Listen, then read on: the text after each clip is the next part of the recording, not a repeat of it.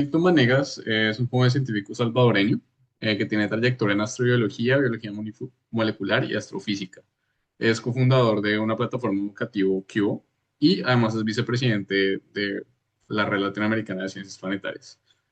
Actualmente está cursando la carrera de biología en la Universidad de San Petersburgo en Rusia y pues ha trabajado en cosas como puede ser la periodicidad de ciclos lunares en organismos vivos, el análisis de los efectos de la microgravedad en plantas y bueno, también trabaja con el Blue Marble Space Institute y el Copernican Project. Entonces, adelante Clayton, te doy el espacio.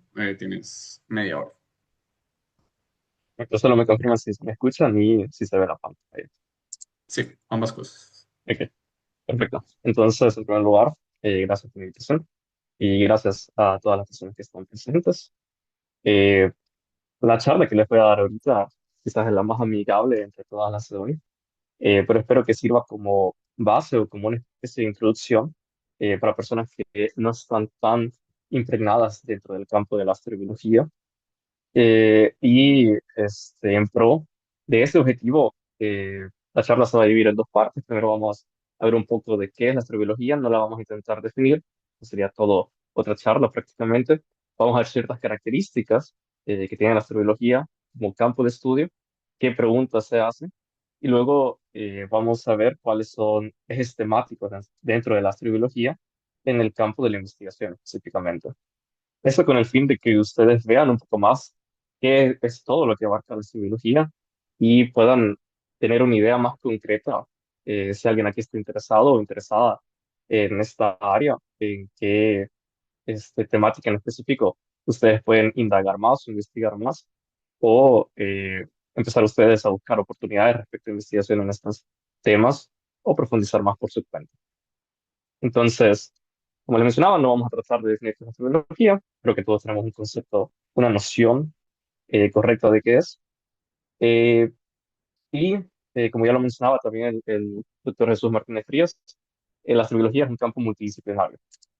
Dentro de este campo multidisciplinario, nosotros podemos ver, podemos encontrar de que la astrobiología se sustenta de diferentes ramas científicas. Por ejemplo, tenemos eh, las ciencias planetarias, la astrofísica, la astronomía, las ciencias geológicas, la biología en diferentes campos y la química, por ejemplo, la química probiótica y también la filosofía. También para entender la astrobiología actual, nosotros podemos retroceder, ver cuáles fueron los primeros rastros que tiene la astrobiología dentro de la cultura occidental, al menos, y podemos encontrar en ese sentido a Metrodoro de Quíos, que fue un filósofo griego, también fue uno de los primeros en proponer la teoría atómica de la materia, y a él se le atribuye la frase de que sería extraño encontrar una espiga de trigo solitaria en una gran planicie o que hubiera un solo mundo en el infinito. Esto obviamente lo dijo él en una época en la que no existían telescopios para observar el universo, en el que ni siquiera estaba el modelo heliocéntrico conformado. Entonces sí, se puede notar que a través del pensar se pueden llegar a conclusiones que tienen un impacto científico, ya sea a corto o a largo plazo. Otro ejemplo también es Giordano Bruno, que fue condenado a la hoguera y esta estatua está justo en el lugar donde fue quemado vivo. Y él afirmó en su libro El infinito universo de Mondi que en el espacio hay incontables constelaciones, soles y planetas. Nosotros vemos solo los soles, pues producen luz. Los planetas permanecen invisibles porque son pequeños y oscuros. También hay innumerables tierras girando alrededor de sus soles, ni peores ni menos importantes que nuestro globo.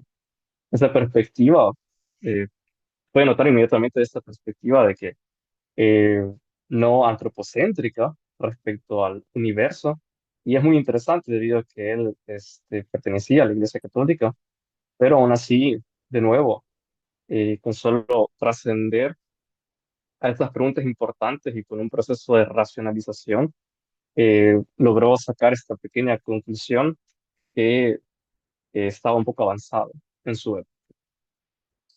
Entonces, a partir de ello, nosotros también nos podemos eh, albergar este, cuál es el espacio, ¿no?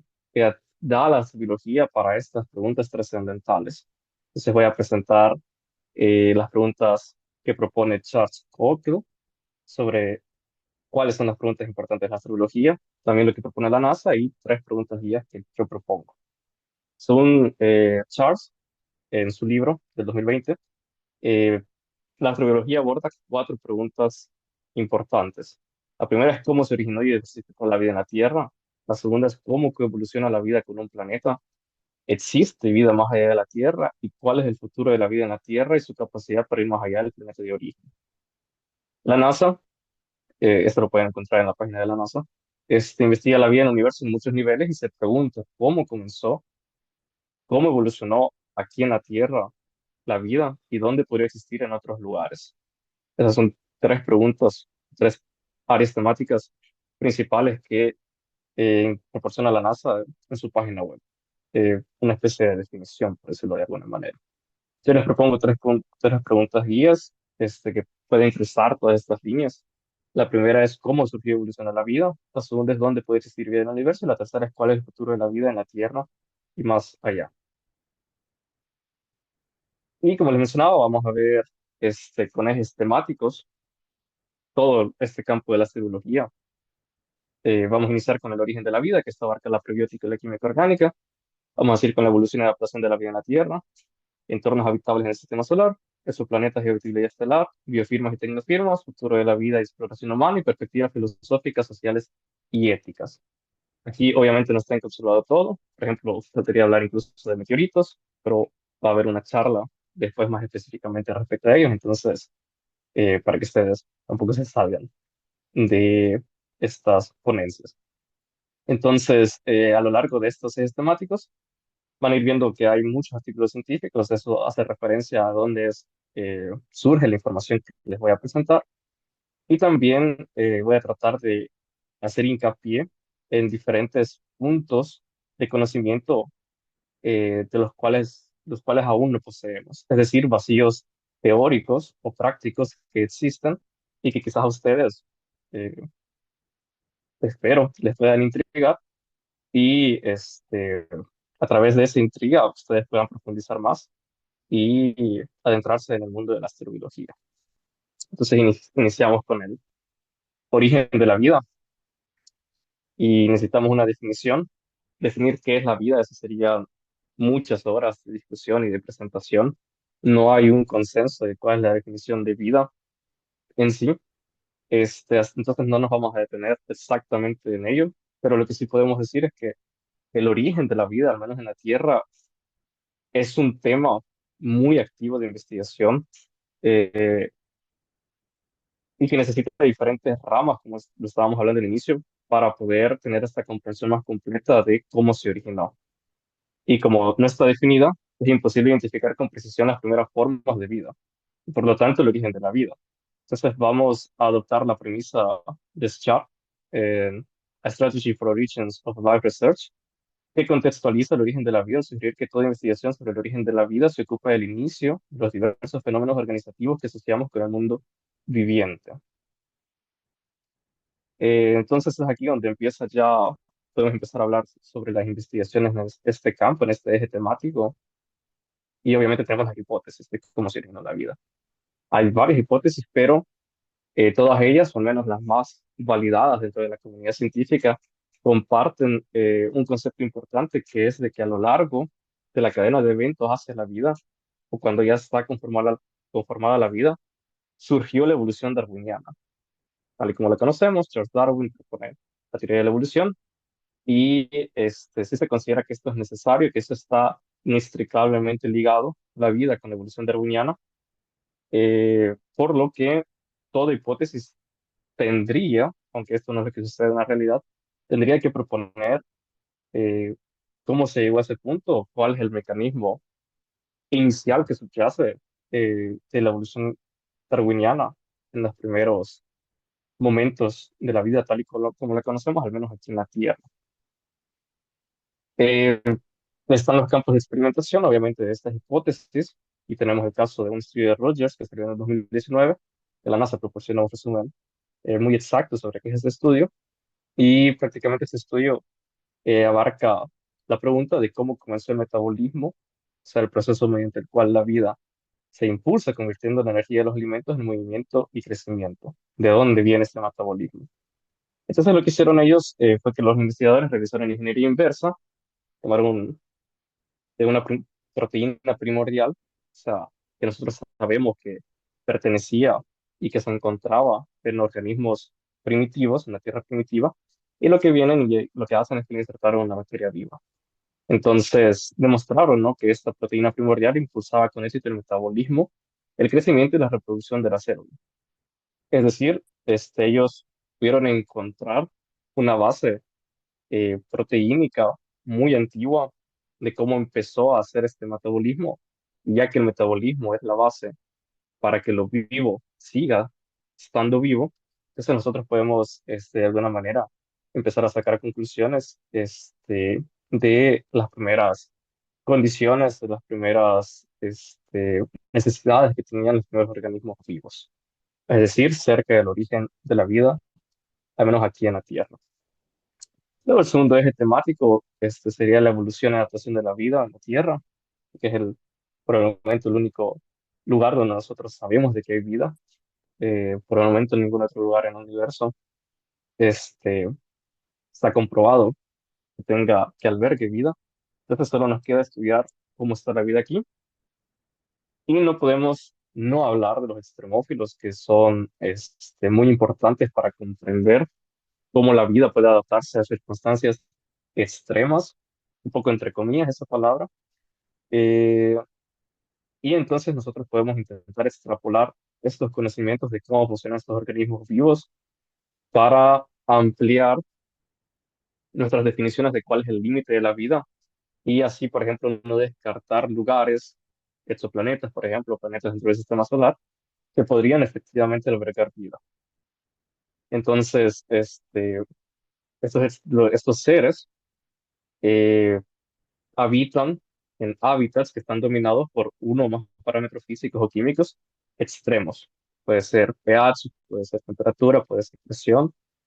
eh, y a través de todos estos diferentes factores, nosotros podemos encontrar y encontramos una gran diversidad aquí en la Tierra. No es que solo existan tres o cuatro extremófilos, sino que hay una gran diversidad de estos seres procariotas a lo largo y ancho de nuestro globo.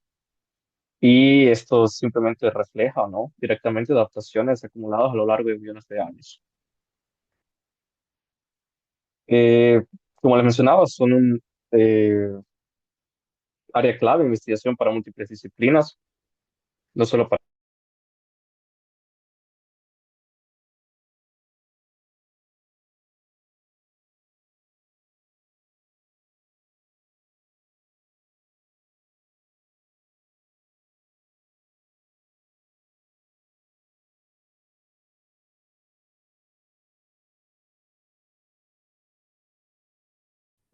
en el contexto de la vida en otros planetas.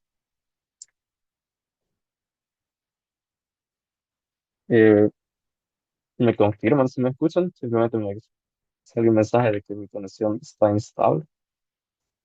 Ya te escuchamos, Clayton. Gracias. Ok, perfecto, gracias.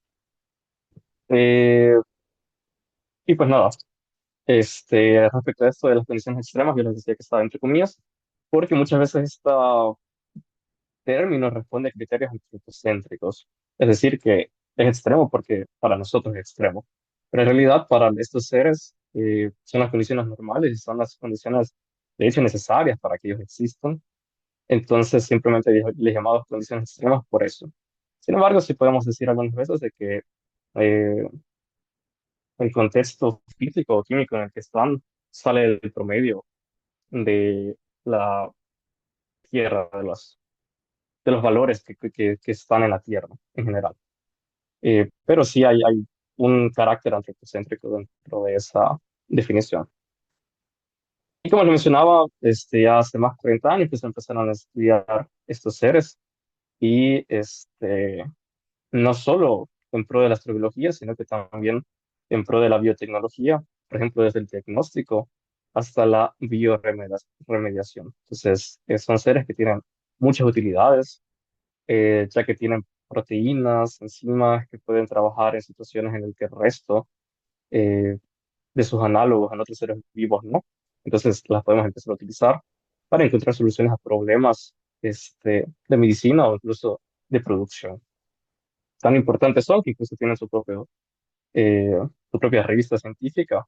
Obviamente salen muchos otros artículos en otras revistas científicas hablando sobre los extremófilos, pero tienen su propia revista científica y me parece que eso refleja muy bien la importancia que estos seres tienen en la investigación contemporánea científica. Luego tenemos entornos habitables en el sistema solar. Vamos a dar una pequeña definición según Heller y Cocker, que un entorno habitable posee, en primer lugar, energía, fuentes y cantidades. Puede ser solar, puede ser por medio de procesos geológicos, naturales. De hecho, también, eso ya sabemos ahora incluso aquí en la Tierra.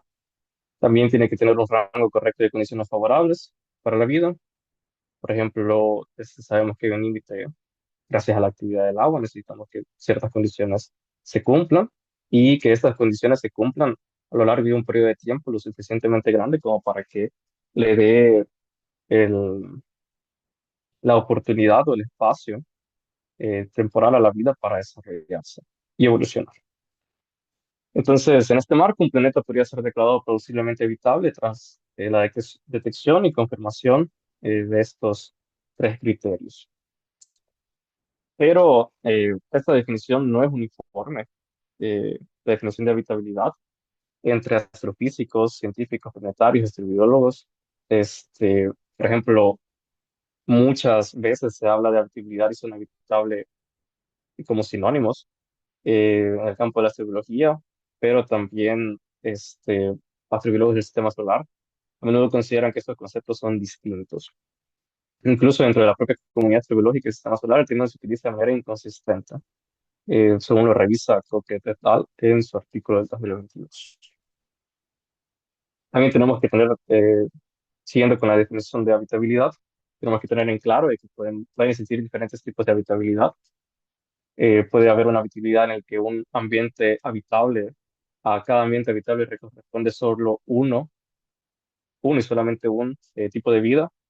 Puede suceder de que un ambiente habitable puede albergar muchos tipos de vida, o que diferentes ambientes habitables resulten el mismo tipo de vida, o todo un poco entremezclado.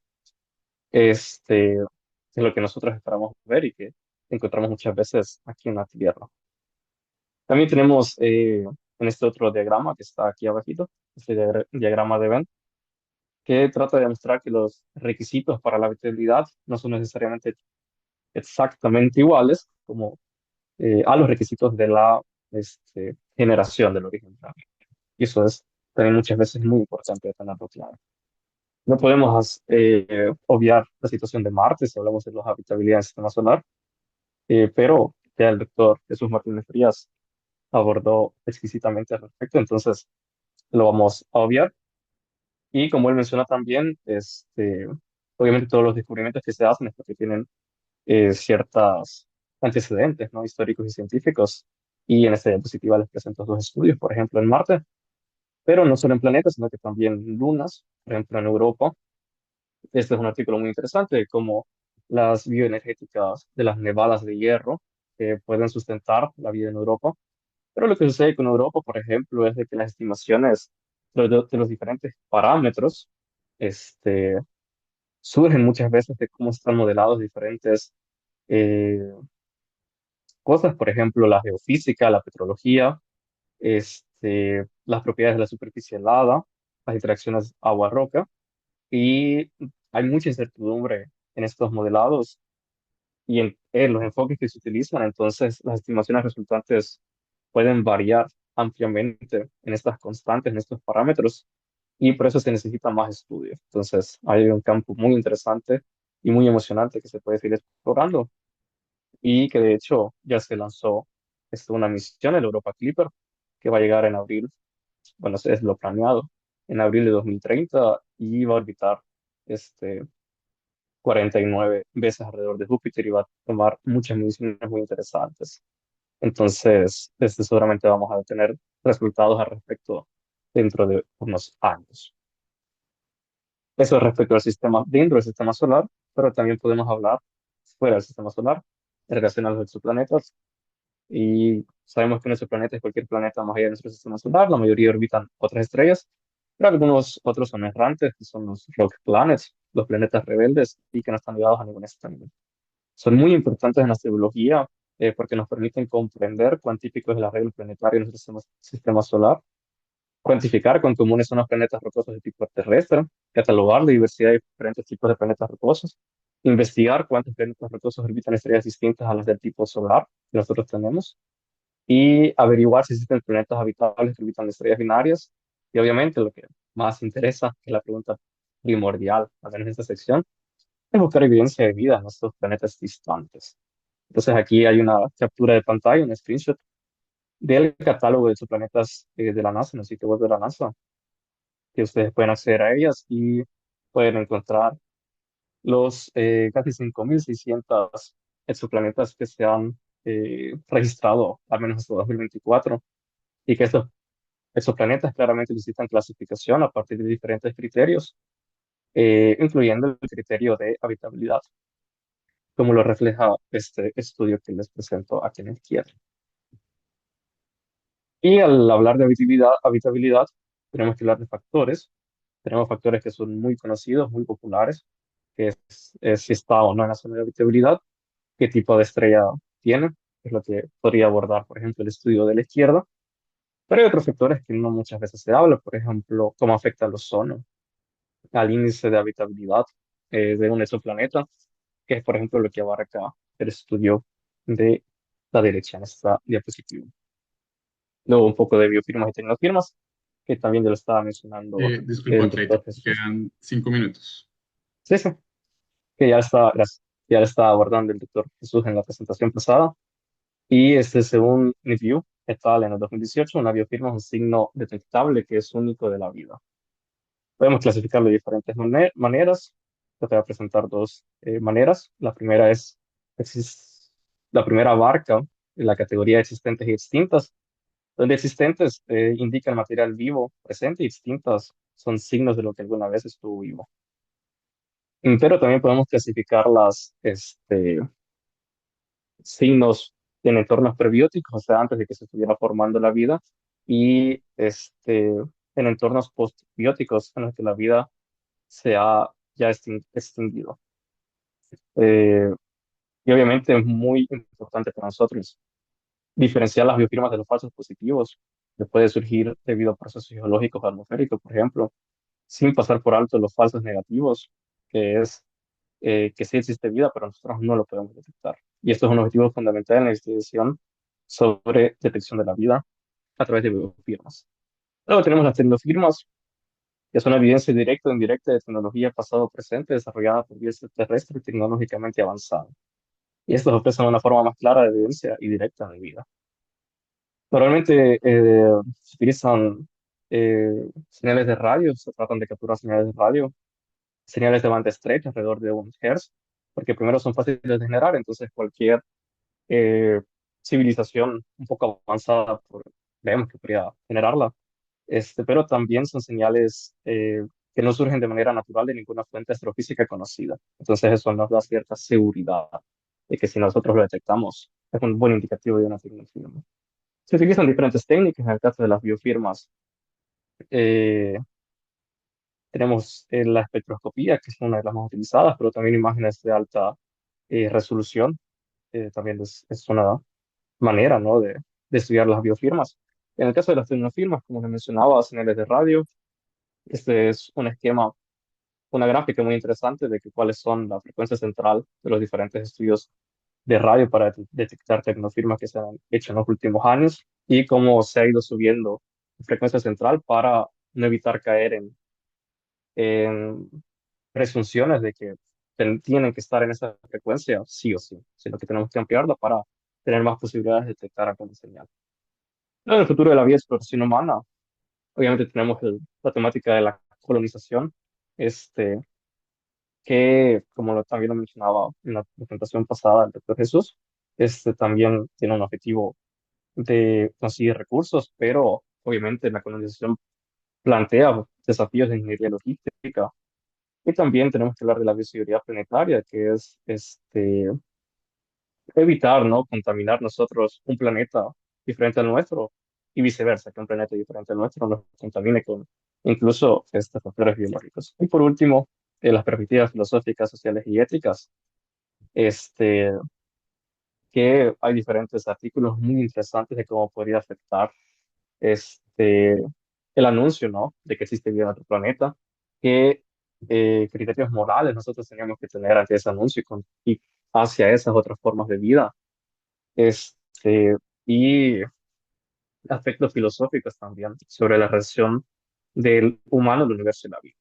Y pues eso ha sido todo en mi presentación. Espero que les haya interesado, que las haya sustentado y muchas gracias por su atención.